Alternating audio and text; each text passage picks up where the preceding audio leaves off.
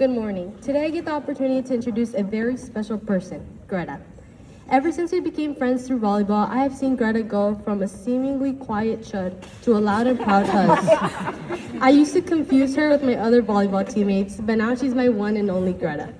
There's never a day where she doesn't make me laugh, especially when I turn to ask her for help in calculus and her paper is just as blank as mine. If anyone sends the weirdest TikToks, it would be Greta. Whether it be of Tum Tum Sahur or tracking your farts, she never fails to surprise me. She has grown into a very open and caring person and always does her best to understand the world around her. I can't wait to see all the amazing things she accomplishes as she goes on to college.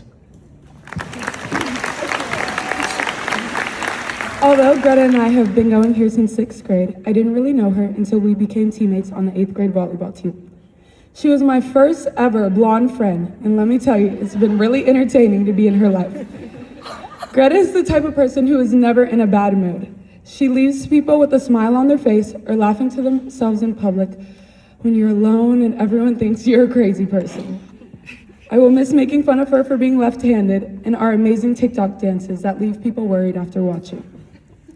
I will carry the sweet memories of watching Jeffrey Dahmer on Netflix under the table in physics freshman year when we didn't have a teacher for a semester, right, Mr. Bright?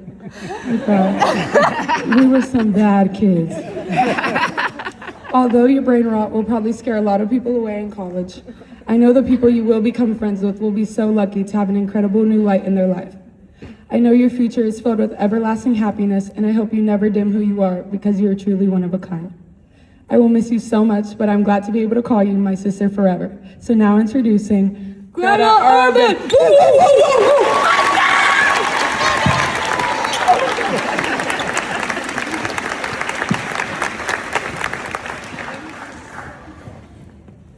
90% of the things we worry about or anticipate will never actually occur. This is a statistic that surprised me at first, but after giving it some thought, made total sense. As a person who has always gotten scared to talk to new people or make phone calls, I worry about things that are unrealistic. One of those things being how my actions will appear to others. Whenever I'd be scared to make a phone call or talk to somebody new, my mom would always ask me, "What are you scared of?" I never really knew how to answer this question. I would come up with answers like what I had to say was unnecessary, that I wouldn't know what to say, or maybe that someone would have a rude response, and I could go on and on. Fast forward to my sophomore year, I was sitting in a Monday morning assembly listening to a senior speech that changed my mindset. This senior talked about quitting their sport. During this time, I'd been very unhappy on a volleyball club team that was doing more harm than good in my life. I would dread every second, and I actually felt like my skills were deteriorating. This speech opened up my mind to the idea of leaving the team. This thought had never crossed my mind, and after listening to the speech, I realized why. I had always thought that quitting a team would make me look like somebody who is weak or gives up because I couldn't push through a small, meaningless obstacle in my life. Ultimately, I was concerned about how I'd be perceived if I quit something, which led to me noticing I cared a lot more about what others thought than I realized. I'd be worried what my coaches would think of me if I left the team, what my teammates would think of me, and even what I'd think of myself. This realization opened up a whole new way of thinking that had never occurred to me. Just because I wanted to stop something that didn't make me happy did not mean I was giving up. I was doing something that relieved unnecessary suffering from my life. Don't get me wrong, I believe in persevering. Perseverance is good to push through things, and it helps you learn new things.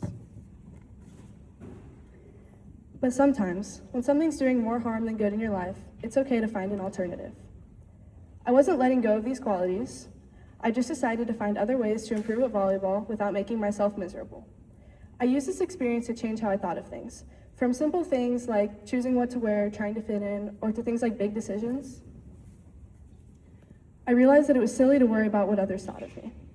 After I left my volleyball team, nobody thought of me as somebody who gives up, and ultimately nobody cared. Truthfully, people are more worried about the decisions they're making than the ones you make. This way of thinking doesn't only apply to volleyball or sports, but it can apply to anybody. Everybody can experience times where they change what they do because of others' opinions or let others impact how they feel. After this, whenever I get scared to make a phone call or talk to somebody new, I think about the question my mom would ask me.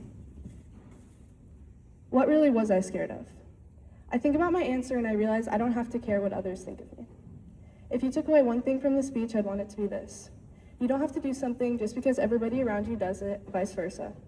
Overall, do what makes you happy and don't limit yourself because of the opinions of others. Thank you.